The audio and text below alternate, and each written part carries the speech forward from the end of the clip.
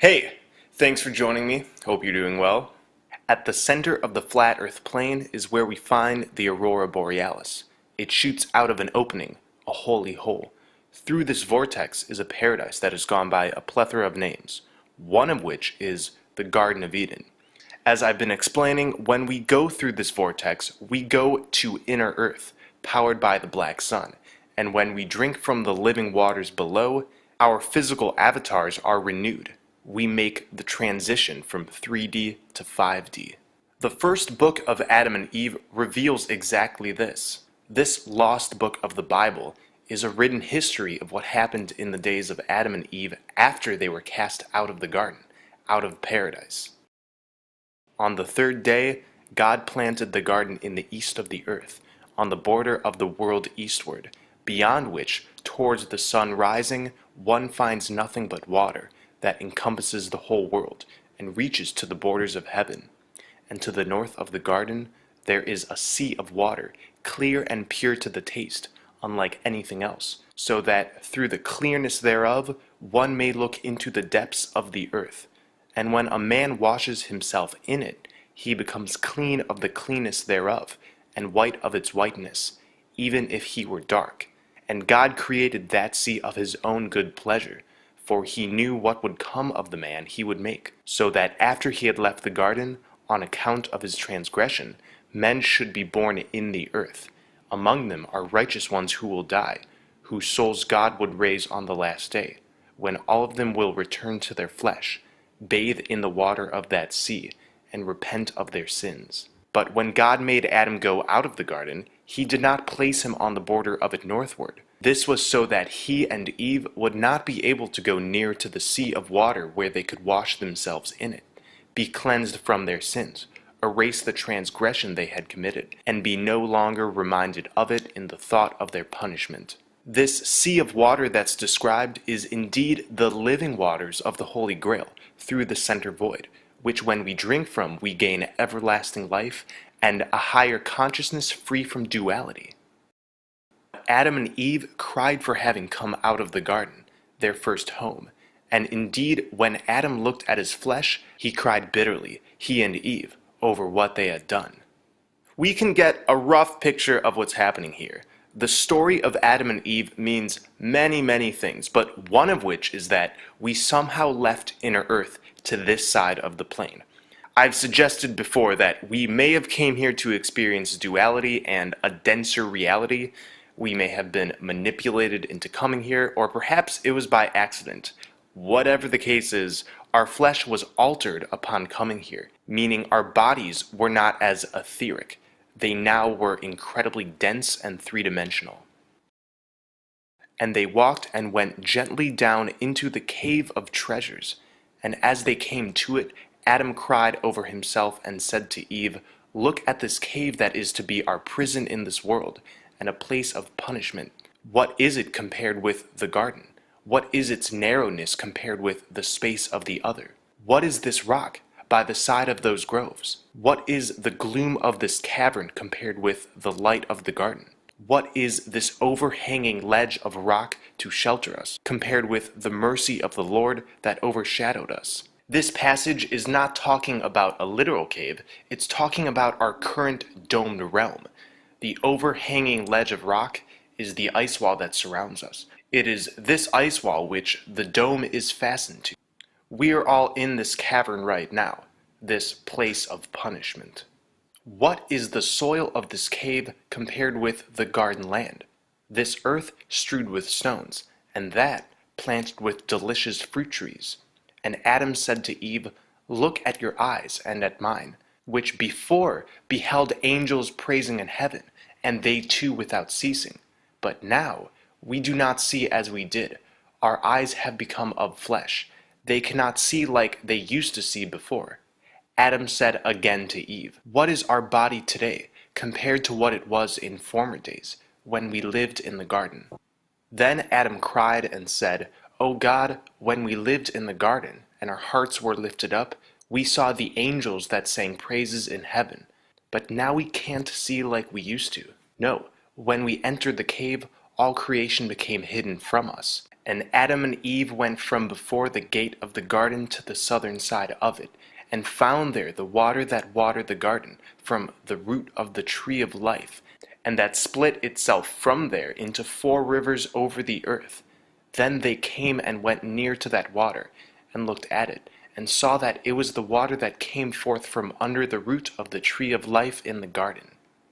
I've said numerous times before, the tree of life was a real tree at the center. It was cut down along with all of the other giant trees, and now there's a cosmic mountain usually called Mount Meru. This mountain sits right near the holy hole. I've showed this map before. It's a 16th century map of the North Pole, showing the magnetic mountain with 4 rivers. When me and my blood brethren take the journey to the center, we will take a dive off of Mount Meru into the void. So we have engaged in blood over intent. I want to make it clear that nobody is shedding their blood for knowledge or external blessing. It's for the benefit of all. We are shedding a few drops of our blood for 3 reasons. To counter the elite's black blood magic, tearing down this matrix of control with our divine intent.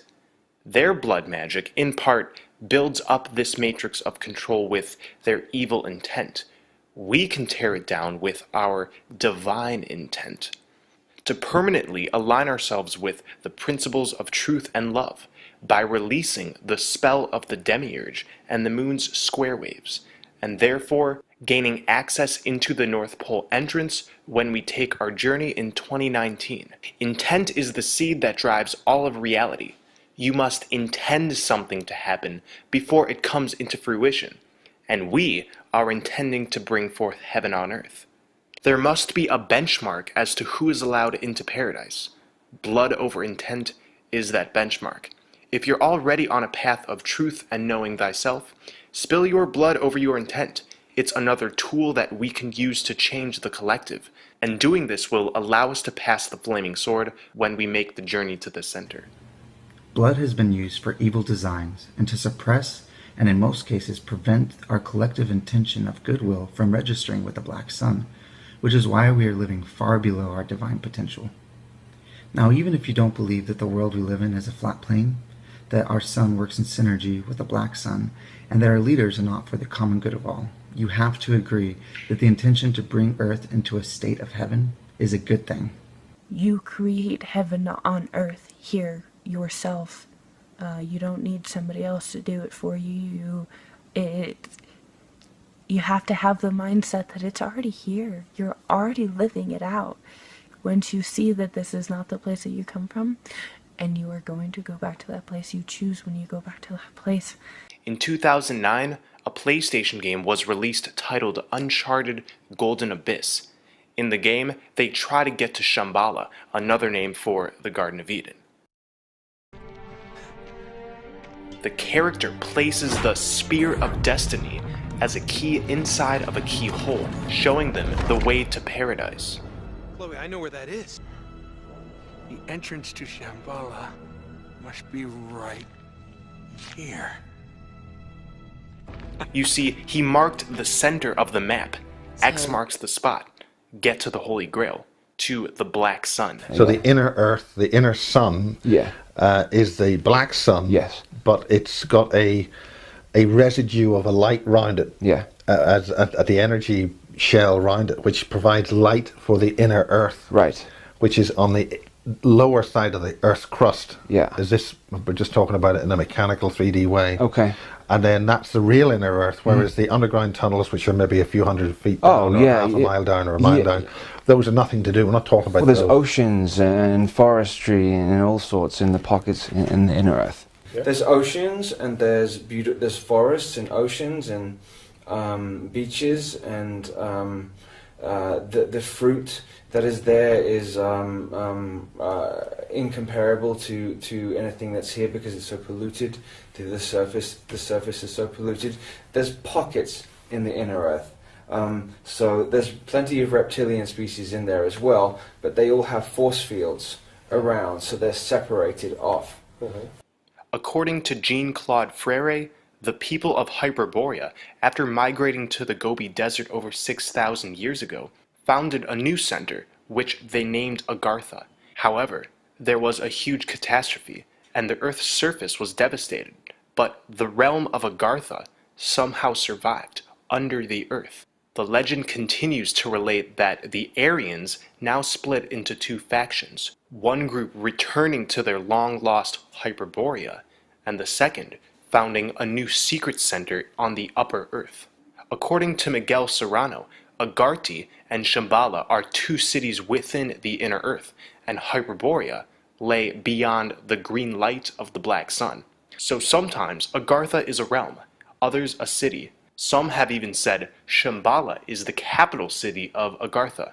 Whatever the case is, and the actual truth, these places exist, and 2019 is the year we finally will be making a mass migration to this paradise land. We will cross the Bifrost Bridge through the void that is our 8th chakra.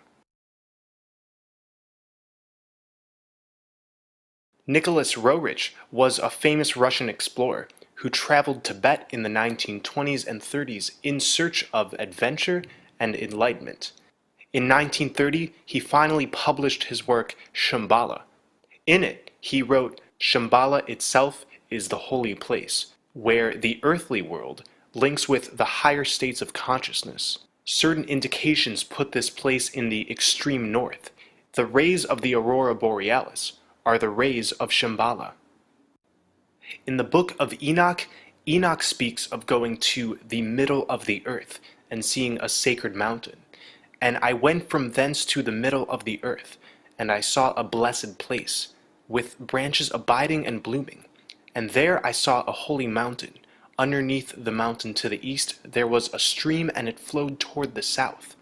And I saw towards the east another mountain higher than this, and between them a deep and narrow ravine. In it also ran a stream underneath the mountain." Our compass needles are attracted to a north polarity because Mount Meru is a magnetic mountain and it's pulling it there. So we know our destination, we know how to get there. We might not know everything about the place we're going to, but we know paradise is right over there. So everybody, make videos, make compilations, keep spreading this truth. The game plan for 2019 is simple. Right now, we are filling the Ethernet with proofs and videos pointing to the Holy Hole.